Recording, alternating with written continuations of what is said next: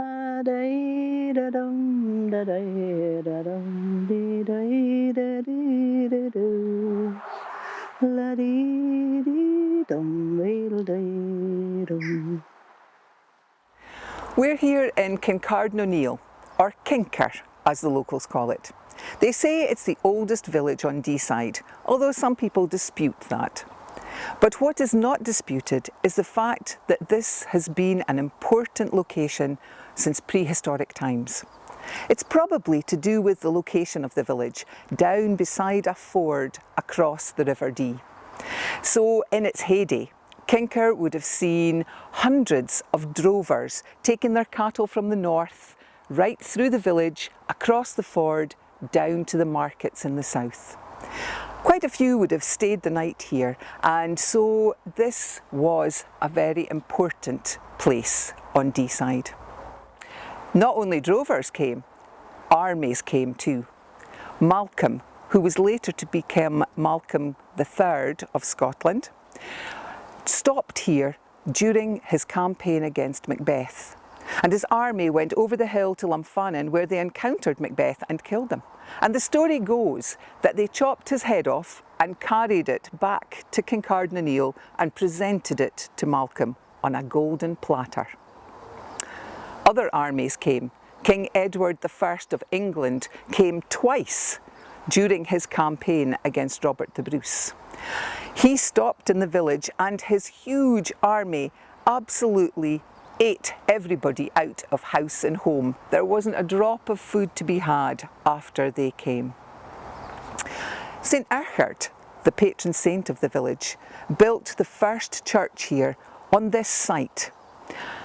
And later, Alan Durward made this into a hospice, which would have been a very welcome resting place for visitors. But it's none of these historic people I'm going to talk about today. No, my story comes from Scottish folklore. It's the story of the Kinker Kelpie. Kelpie, sometimes known as the water horse, is a rather dangerous mythical creature that can change shape. When he comes on land, for normally you find Kelpie around lochs and rivers, but when he comes on land, he can take the form of a tall, dark, handsome man who lures innocent women to their death in his watery home. Other times, when he comes on shore, he is a magnificent stallion.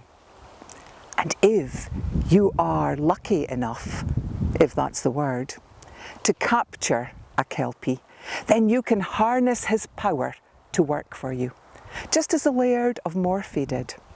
He captured Kelpie and made him carry rocks from the quarry all the way up the hill to build his new mansion. He worked Kelpie so hard that the poor animal became skin and bone. So when Kelpie managed to escape, you can imagine that he took his revenge. He put a curse on the Laird of Morphy, and the family never prospered. These are the kind of tales we normally hear about Kelpie. But the Kinker Kelpie was different, and that's why I like this story so much. This is a story told by Sandy Ewan, the boatman at Inchbare. It goes a bit like this. Sandy was tying up his boat. He was finished for the day. It had been miserable, cold and damp, and a storm was coming. He could see the clouds were getting grey and the wind was rising. There was a spit in the air. He was glad to be going home to sit by the fire to warm his old bones and to sup his soup. As he turned, he nearly bumped into a stranger. And the stranger said, "Will you take me across the river?" Sandy began to shake his head. He said, "No way! Have you not seen the grey clouds? There is a storm coming. The wind is rising. Can you not feel the spit in the air?" But when he looked in that stranger's eyes, a shiver went down Sandy's spine and the hairs on the back of his head began to rise. He could not refuse this man passage across the river. So they got in the boat and Sandy started to row. Already the water was lapping in over the edge of the boat, and the wind was howling, the rain was pouring down. It took all of Sandy's effort for the boat not to tip over. He rowed and he rowed as hard as he could, but he was hardly making any headway. I have to tell you, that experienced boatman was scared.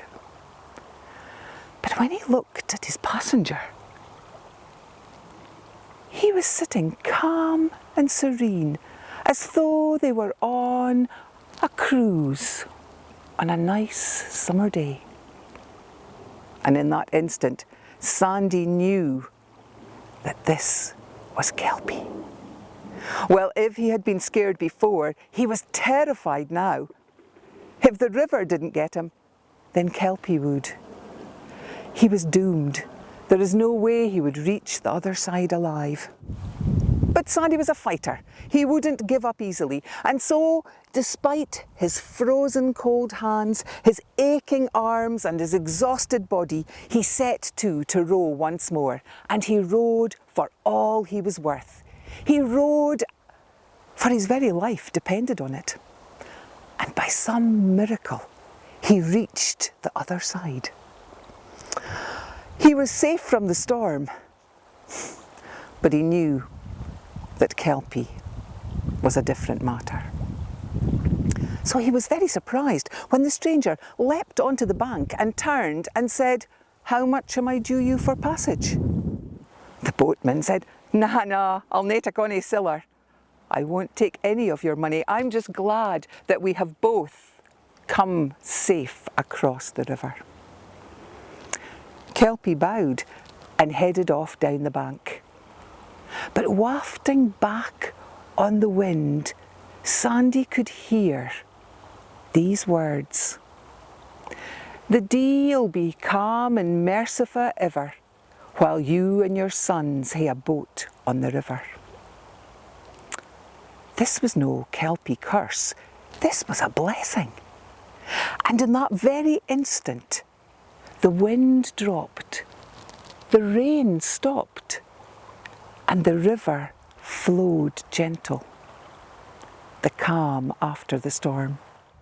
And gratefully, Sandy rowed back to his mooring, went home, peeled off his sodden wet clothes and warmed himself by the fire as he supped his soup. He said it was the best broth he'd ever tasted. Well, my second story comes from Logie Colston. Logie Colston is a little village a bit further up the Dee from Kincardine, and this time we're not talking Kelpie. Instead, we're talking fairy. Now, Scottish fairies are not the kind that grant you 3 wishes and paint flowers. No. Scottish fairies you need to be very careful of. If you cross a Scottish fairy, then you will regret it. So this story is called The Fairies of Blaylock. John Facherson was the leaseman at the Parks, a well-appointed farm just north of the village of Logie Colston. It was south-facing, and so it got the sun early in the spring, and it had a beautiful view down onto Morven and across the lower Grampians. Every morning when John came out his door, he sighed with pleasure. He was so pleased to live in such a beautiful part of the world. But John was no ordinary man. People said that he could do magic and that he converted with the fairies. They called him the fairy doctor. Now, John himself never referred to the wee folk as fairies. No. He knew that they didn't like to be called fairies, and so he called them his guid neighbours, his good neighbours. And just as you would expect, he would invite his good neighbours into his home. And people would say that if you went up past the parks in the wee small hours, you might hear laughter and singing and dancing, real high jinks, as John and his family and the fairies got up to whatever they got up to. And there was lots of gossip. One woman down by Carew, a Cotter woman, she claimed that she had heard a fairy maiden singing a love song to John. The woman had gone out in dead of night to help a sheep stuck in the lambing, and she heard some singing coming from the fairy now. Johnny, hallelujah, Johnny, hallelujah, 9 songs will I sing you, Johnny, my love. Well, it would appear that John was not in any way afraid of fairies. He didn't seem to worry that they might come and capture him and take him down underground to the fairy kingdom to live forevermore. And everybody agreed that his children seemed to be normal enough. They didn't seem to speak or act like fairy changelings. So most shrugged and said, what was the harm if he consorted with fairies? Everybody knows if you're good to the wee folk, they'll be good to you. But most folk would keep their distance. Fairies were best left well to themselves. You couldn't trust the fairies. And by association, lots of people were wary of John. Well, one day, the laird came to see his tenant, and he said, Fackerson, we are going to fight for Prince Charles Stuart. But before we go, I want you to get rid of the fairies. I don't want them on my land. They're far too close to the house for my comfort.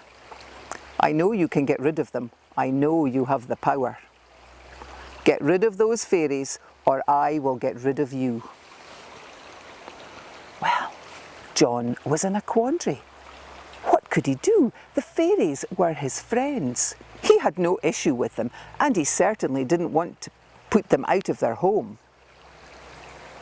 But if he didn't do what the laird asked, then it would be he and his family that would be put out of their home. He had no choice. He went down to the Sealy Howe in the wee hollow on Carlew Hillock where the fairies held their court. And he called on his friends. You have to leave, he told them. Why? We've lived here for hundreds of years. Why should we leave? We're not leaving. John repeated, You're not welcome anymore. You're not wanted in these parts. I have been sent to cast you out. Well, with this, the fairies knew that he was serious. But John, you can't cast us out unless we have somewhere to go. And we don't have anywhere to go. John looked down the valley towards the Hill of Fair near Turfins. And with a heavy heart, he looked at his friends and he said, I cast you to the Hill of Fair. The deed was done. The fairies had to pack their bags and leave. They weren't pleased. And even though John was their friend, they cursed him. E'en though gerse and oats may grow in the air, John Fackerson and his folk will thrive nae mair. But they knew that John had been sent to do the dirty work by the laird, and so they cursed him as well. Dool, dool to Blaylock, and dool to Blaylock's heirs, for casting us fae the Sealy Howe to the Caal Hill of Fair. Now, not long after, the two men went off to fight for the Jacobite cause. And although they both survived Culloden, John never returned to Deeside. And Charlie Gordon, the Laird of Blaylock, well, he died without issue, no children to take forward his name. Neither man thrived back in Logie Colston. So you might be wondering, did the fairies come back? Well, that would be telling.